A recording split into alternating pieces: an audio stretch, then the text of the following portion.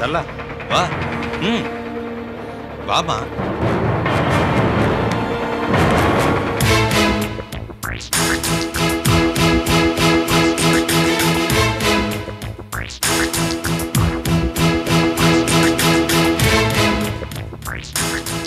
என்னங்க வந்தவங்கள வான்னு கூட சொல்ல மாட்டீங்களா?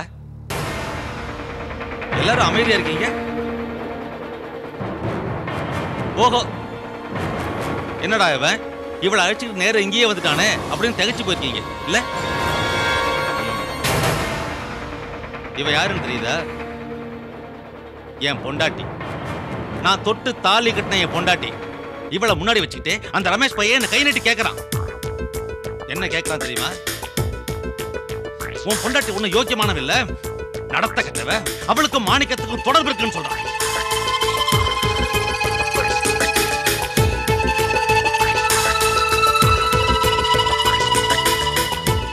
கட்டின புருஷனுக்கு இப்படி ஒரு பேச்சை கேட்கிறப்போ அவன் மனசு எப்படி கொதிச்சு போகும்னு உங்க எல்லாருக்கும் தெரியும்ல. ஏன் இப்படி ஒரு பேச்சு வந்துச்சு? என்ன காரணம்? இவன் உங்களுக்கு உதவி செஞ்சா, அதான் காரணம்.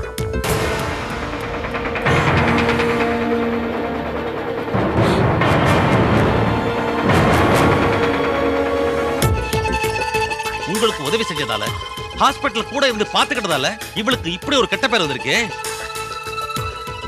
இத உங்கள யாராவது தட்டி கேட்டீங்களா? உங்களுக்கு என்ன, இவளால கிடைச்ச உதவியெல்லாம் ஏத்துக்கிட்டு அவங்க பொழப்ப பார்த்துட்டு இருக்கீங்க. ஆனா நான் இந்த பேச்சையெல்லாம் கேட்டு மனசு ரணமாகி எதை தின்னா பித்த தெளியும்னு இங்க வந்து நினைக்கிறேன். கட்டின புருஷனுக்கு நேர தைரியமா ஒருத்தன் இப்படி ஒரு விஷயத்த சொல்றான்னா அதுல கண்டிப்பா உண்மை இருக்கணும். அதான் என் டவுட்.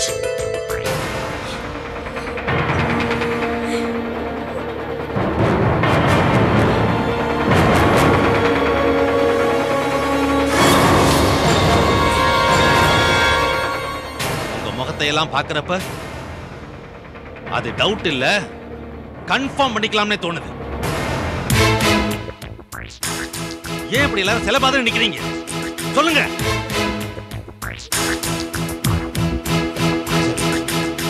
யாரும் பேச வேண்டாம். நீ தானமா மாணிக்கத்தோட பொண்டாட்டி? நீ சொல்லு. நீ சொன்னா கரெக்டா இருக்கும், உண்மையாவும் இருக்கும். சொல்லுமா.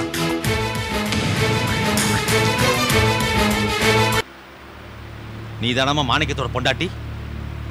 நீ சொல்லு. நீ சொன்னா கரெக்டா இருக்கும், உண்மையாவும் இருக்கும். சொல்லுமா.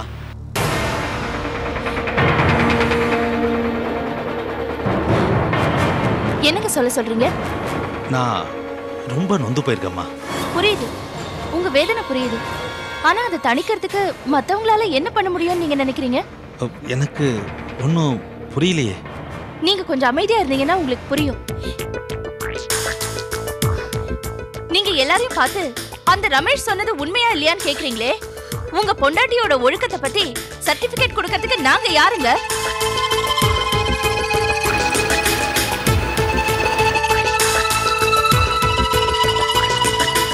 இவங்க உங்க பொண்டாட்டி. கடைசி வரைக்கும் உங்களோட வாழ போறவங்க, உங்களை கட்டிக்கிட்டவங்க. அவங்க மேல கொஞ்சம் கூட நம்பிக்கை வேண்டாமா? அந்த நம்பிக்கை ஒண்ணு போதுமே. உங்க பொண்டாட்டியை பத்தி மத்தவங்க எதுக்குங்க சர்டிபிகேட் கொடுக்கணும்?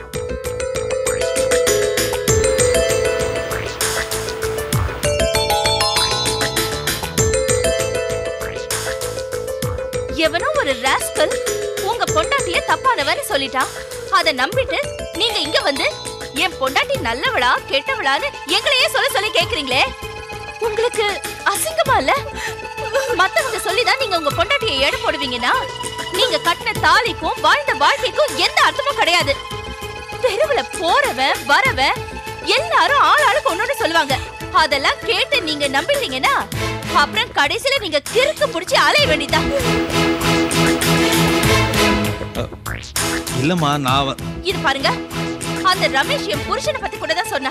ஆனா நான் என் புருஷனை நம்புறேன், அவர் பேச்ச நம்புறேன். எவரோ ஒரு ரமேஷ் சொன்ன பேச்ச நம்புறதுக்கு நான் ஒண்ணு ரமேஷோட பொண்டாட்டி இல்ல. இவரோட பொண்டாட்டி கடைசி வரைக்கும் இவரோட வாழ போறவ. எப்படிங்க இவரை நம்பாம இருக்க முடியும்?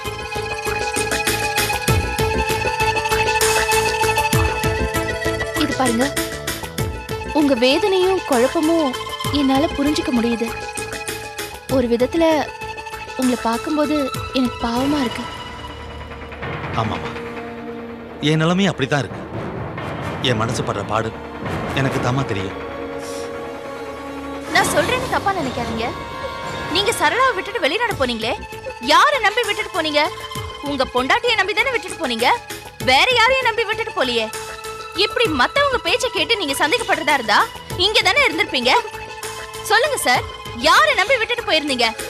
நான் சரளாவை நம்பி தாமா விட்டு போனேன். பாத்தீங்களா? இது பாருங்க சார், நாட்டுல தப்பே நடக்கலன்னு நான் சொல்லல. தப்பு எங்கேயாவது நடக்கதான் செய்யுது. புருஷன் பக்கத்துல இருக்கும் போதே தப்பு பண்ற பொம்பளைங்களும் இருக்காங்க. ஆனா இந்த மாதிரி இருக்கிறவங்க லட்சத்துல ஒண்ணுதான். ஆனா அதே மாதிரி 1000 மைலுக்கு அந்த பக்கம் புருஷனை அமுச்சு வச்சுட்டு வைராகியத்தோட பத்தினியா வாழறவங்க எத்தனையோ பேர் இருக்காங்க. நம்ம நாட்டுல 99% இப்படிதான் சார் இருக்கும்.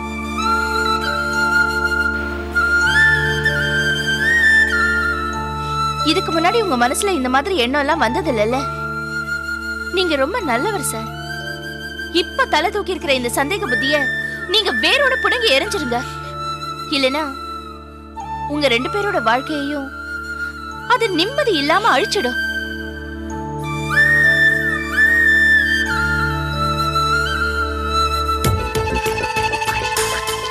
எனக்கு சரளாவை பத்தி தெரியும். அடுத்தவங்களுக்கு உதவி செய்யற மனசு அவங்களுக்கு இருக்கு. உங்க மேல அவங்க எவ்வளவு பிரியத்தை வச்சிருக்காங்கன்னு எனக்கு ரொம்ப நல்லா தெரியும். நீங்க 2 பேருமே நல்ல புருஷன் பொண்டாட்டியா ரொம்ப காலத்துக்கு வாழணும்.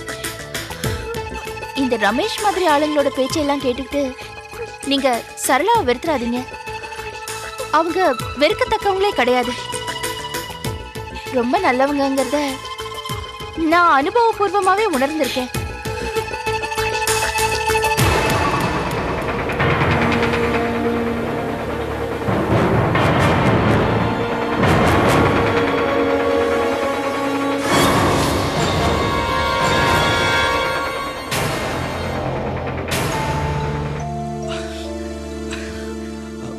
மிஸ்ஸஸ் மாணிக்கம், எனக்கு என்ன பேசுறதுன்னே தெரியலங்க. எல்லாத்தையும் தெளிவா புரிய வச்சிட்டீங்க. மாணிக்கம், நீங்க ரொம்ப கொடுத்து வச்சவர். உங்க ஒய்ஃப் சொன்னது எல்லாமே உண்மை, ரொம்ப ரொம்ப உண்மை. என் கூட ஃபாரின்ல வேலை பார்க்குற பல பேருடைய வாழ்க்கை பத்தி எனக்கு நல்லா தெரியும். நாங்க ராத்திரி ஒன்னா கூடுவோம், நிறைய பேசுவோம், கதை கதையா பேசுவோம். அவங்க ஒய்ஃப் போட்ட லெட்டர்ஸ் பத்தி பேசுவோம், பிரிவை பத்தி பேசுவோம், சோகத்தை பத்தி பேசுவோம்.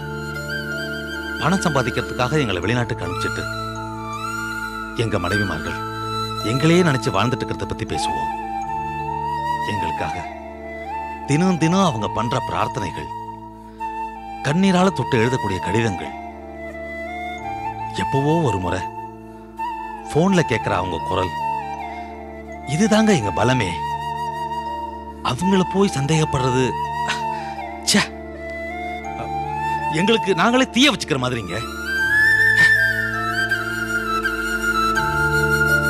ரொம்ப தேங்க்ஸ்ங்க. எதுக்குங்க தேங்க்ஸ் எல்லாம்? பல சமயம் நமக்கு நல்லா தெரிஞ்ச உண்மையை கூட மற்றவங்க எடுத்து சொன்னாதாங்க உரைக்குது. இப்ப நீங்க சொன்னத அந்த கடவுளே உங்க மூலமா எனக்கு சொன்னதா நான் எடுத்துக்கிறேன். ரொம்ப தேங்க்ஸ்ங்க. சரளா, போலாமா? அம்மா, யாரும் தப்பா எடுத்துக்காதீங்க. ஏதோ வேகத்தில் பேசிட்டேன். Please, I am sorry. Manikkam, வரேன். சரளா, வா போலாம்.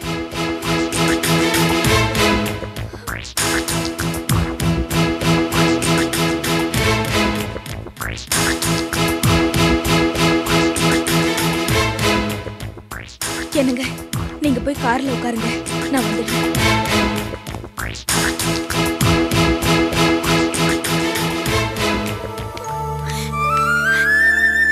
சரி,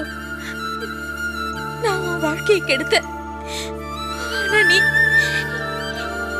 எனக்கு வாழ்க்கையை கொடுத்துட்ட.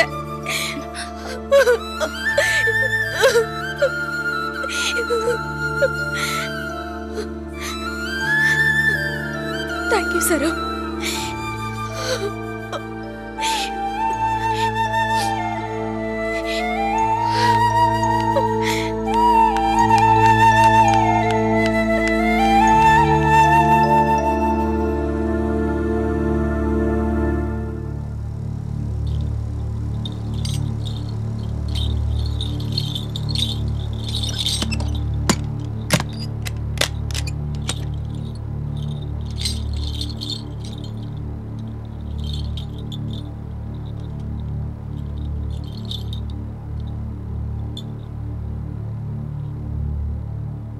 சரோ,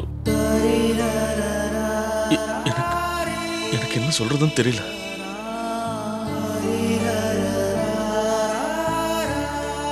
நல்ல விஷயத்துக்கு பொய் சொல்லலான்னு பெரியவங்க சொல்லியிருக்காங்க. சரளா இனிமே தப்பு பண்ண மாட்டா, நல்ல மனைவியா வாழுவா. நான் என் புருஷனை காப்பாத்திட்டேன்.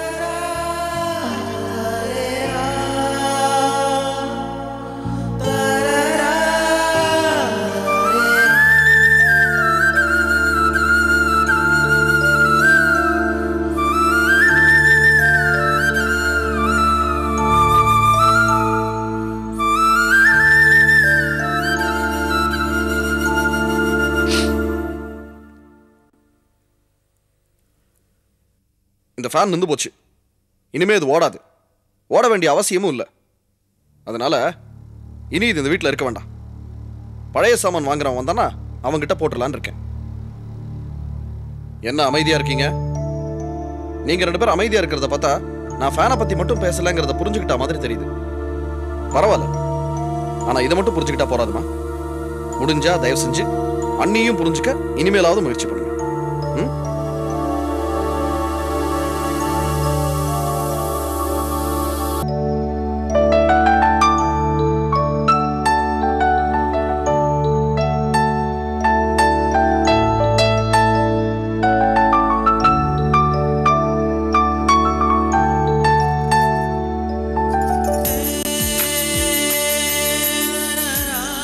பாத்தியா விஜி, உங்களுக்கு டைரி எழுதுற பழக்கம்லாம் இருக்கான்னு நான் பார்த்ததே இல்லையே. ஒவ்வொரு வருஷமும் நான் டைரி எழுதணும்னு ஆசைப்படுவேன், ஆனா கரெக்டா செய்ய மாட்டேன். ஆனா என்னால மறக்க முடியாத முக்கியமான விஷயங்களை மட்டும் இதுல குறிச்சு வச்சிருவேன். போன வருஷம் இதே நாள் என்னால மறக்க முடியாத நாள். என்ன நாள்?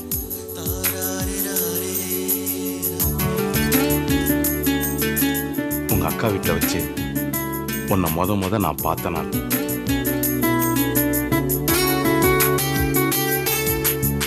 உன்னை பார்த்துட்டு அதை மறக்க முடியாம இதுல நான் குறிச்சு வச்சேன்.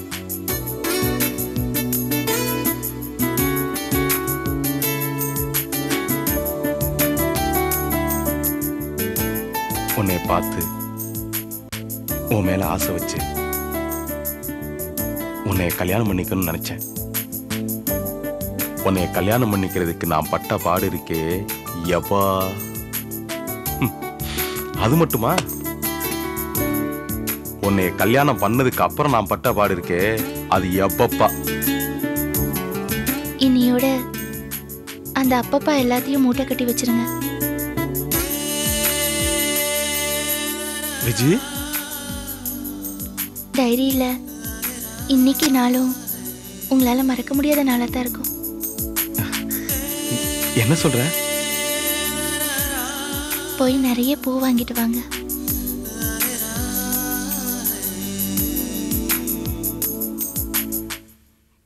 நீ பூ வாங்கிட்டு வாங்கன்னு சொன்னாலே எனக்கு கொஞ்சம் பக்குன்னு தான் இருக்கு விஜி. பூ வாங்கிட்டு சீக்கிரம் வாங்க, நான் அவ்வளவுதான் சொல்லுவேன். பூ இப்ப வாங்கிட்டு வரணும் அவ்வளவுதானே? இரு 2 நிமிஷம் ஓடியாந்துறேன்.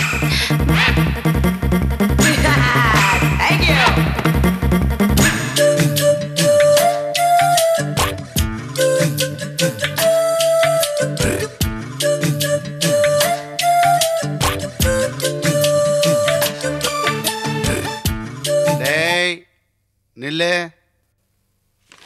இங்க வா. எங்க போயிட்டு வர? கடைக்கு போயிட்டு வரேன்.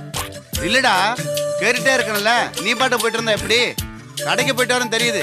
எந்த கடைக்கு போயிட்டு வர? பூ வாங்க பூ கடைக்கு போயிட்டு வரேன். போதுமா? ஏண்டா எதுக்குடா இவ்வளவு பூவு? என்னமோ நேத்து தான் கல்யாணம் பண்ண ஜோடி மாதிரி இவ்வளவு பூ வாங்கிட்டு வர? பொண்டாட்டி மேல பாசம் இருக்க வேண்டியதான். அதுக்காக பொண்டாட்டி தலை மேல தூக்கிட்டு ஆடக்கூடாது. என்னங்க என்னங்க, நீங்க வாங்கி கொடுத்த பூ எவ்வளவு வாசமா இருக்கு தெரியுமா? ஏய், எதுக்கு இந்த நேரத்துல இங்க வந்த? உன்ன ரூம்ல தானே சொன்னேன், உள்ள போ. தம்பியை பார்க்க தான் வந்தேன். அக்கா, எதுவாக இருந்தாலும் காலைல பேசிக்கலாம். நீ உள்ள போக. ஏன்டா விரட்டுற? இல்ல, சில விஷயங்களை உன்னை வச்சுட்டு மாமாட்ட பேச முடியாது. நீ உள்ள போ.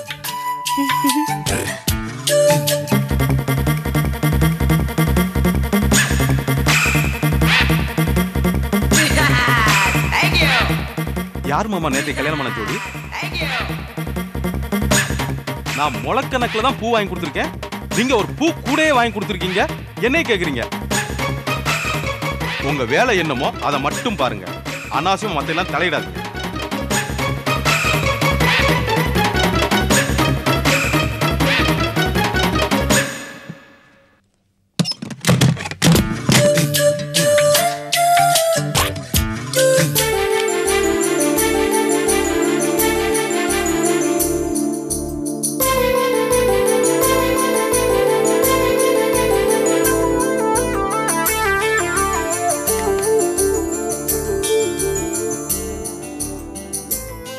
இந்த வச்சு போ.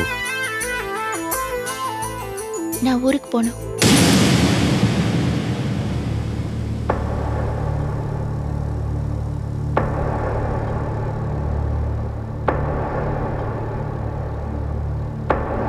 விஜி, நான் உடனே ஊருக்கு போகணும்.